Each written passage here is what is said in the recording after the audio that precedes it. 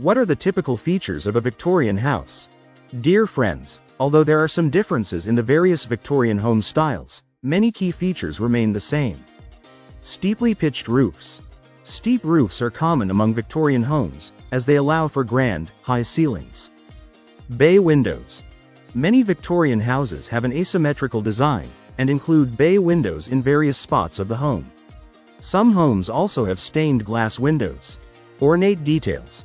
Perhaps the most quintessential element of a Victorian house is its ornate decorations. On the exterior, Victorian homes have ornate wood details and trim around the porch, windows, and doors. Towers. Many Victorian homes have a rounded corner on one side that creates a tower. The rounded rooms inside of the tower are called turrets.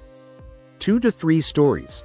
Most Victorian architectural styles are 2 or 3 stories high. Unlike today's homes, there were not usually bedrooms on the main floor. The laundry and kitchen were also sometimes on other floors. This separated the entertaining spaces from the family's sleeping quarters. Bright or dark colors. Many Victorian homes are painted rich colors on the outside and utilize similar colors, or darker colors, and patterns inside.